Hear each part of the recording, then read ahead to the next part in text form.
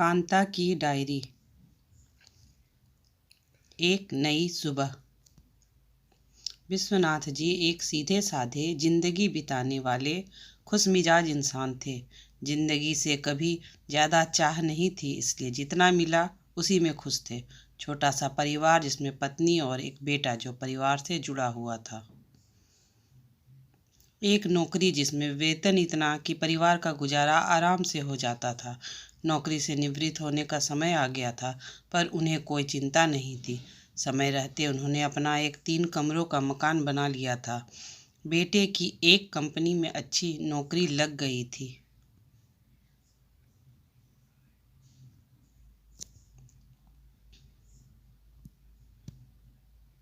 आज विश्वनाथ जी का ऑफिस में आखिरी दिन था। सबने उन्हें नम आंखों से विदाई दी। विश्वनाथ जी ने सारा सामान समेटकर एक बक्से में रखा। आज उन्हें जल्दी घर जाना था। आज उनका बेटा अपनी महिला मित्र को उनसे मिलाने के लिए घर ला रहा था।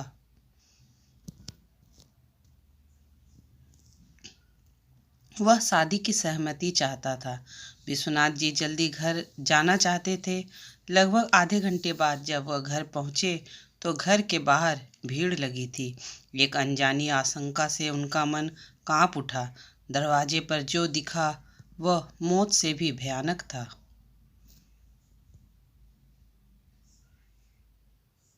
उनका बेटा, जिसने उन्हें दुनिया की सारी खुशी देने का वादा किया था, एक बेजान की तरह नीचे पड़ा हुआ था।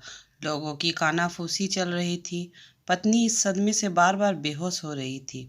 विश्वनाथ जी को किसी से पता चला कि बेटा जिस महिला मित्र से प्यार करता था, उसने शादी से मना कर दिया था।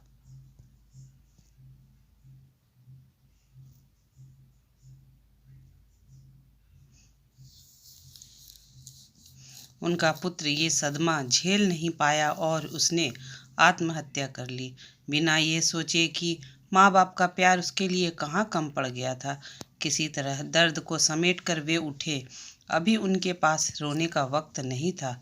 पुत्र के क्रियाकर्म के बाद उसके यादों के सहारे अब उन दोनों अभागों को अपनी जिंदगी गुजारनी थी। विश्वनाथ जी ने सोचा कि अगर रिटायरमेंट के पैसे को उन्होंने खाने पीने में खर्च किया तो फिर पैसे ज़्यादा दिन नहीं चल पाएंगे। घर चलाने की समस्या को दूर करने के लिए उन्होंने एक कमरा किराए पर देने का निर्णय लिया।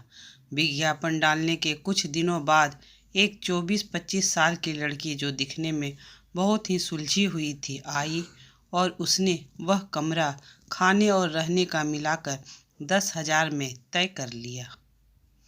जिंदगी धीरे धीरे पटरी पर लौट रही थी। वह लड़की, जिसका नाम रोहिणी था, उसने बच्चों को ट्यूशन पढ़ाना शुरू किया। धीरे धीरे बच्चे आने लगे। फिर एक दिन रोहिणी ने विश्वनाथ जी से कहा कि आप बच्चों के ज़रूरत की चीज़ें बेचनी शुरू कर दीजिए। इससे आपकी कुछ आमदनी हो जाएगी और बच्चों को भी उनकी ज़रूरत का सामान मिल जाया करेगा।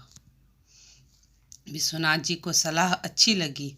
इससे उनकी आमदनी की व्यवस्था भी हो गई तथा अब उनका वक्त भी दुकान के कारण अच्छे से कटने लगा। कुछ महीनों में ही विश्वनाथ जी के अच्छे व्यवहार के कारण उनकी दुकान अच्छी चलने लगी थी तथा उनका घर खर्च भी सुचारू रूप से चलने लगा था। पर कभी कभी बेटे की कमी उन्हें तथा उनकी पत्नी को दुखी कर देती थी।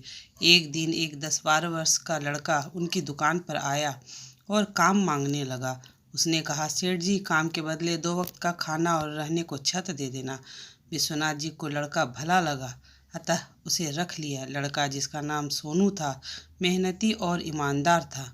मन लगाकर सारा काम करता था।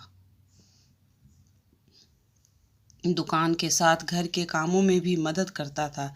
विश्वनाथ जी ने उसका नाम सरकारी स्कूल में लिखवा दिया। अब वह काम के साथ साथ पढ़ाई भी करने लगा। धीरे धीरे दोनों अपने बेटे की कमी सोनू में पूरी करने लगे।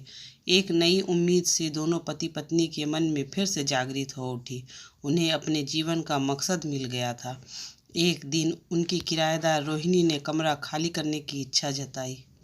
अब उन्हें किराए की ज़रूरत नहीं थी, इसीलिए उन्होंने उसे आज्ञा दे दी। रोहिणी के जाने के बाद जब वे दोनों साफ सफाई करने कमरे में गए तो वहाँ पर उन्हें रोहिणी की एक तस्वीर मिली। जिसमें वह उनके बेटे के साथ थी।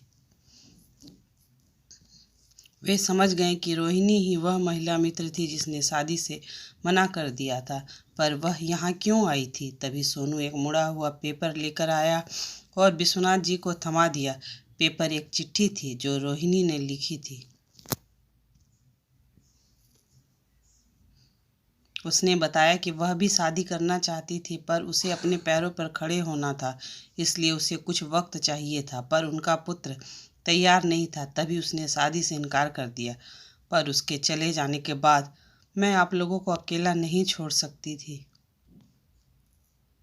इसलिए आपकी मदद करने यहाँ आ गई। अब आपका जीवन फिर से व्यवस्थित हो गया है, इसलिए यहाँ से जा रही हूँ। हो सके तो मुझे माफ़ कर देना, रोहिणी। विश्वनाथ जी ने एक गहरी सांस ली और पत्र को फाड़ दिया। अब वे पीछे मुड़कर देखना नहीं चाहते थे। अब सामने उनके जीवन में एक जिम्मेदारी तैयार खड़ी थी, सोनू के रूप में। अब उसे ही पढ़ा लिखा कर काबिल बनाना था। रात के बाद फिर नई सुबह तैयार खड़ी थी।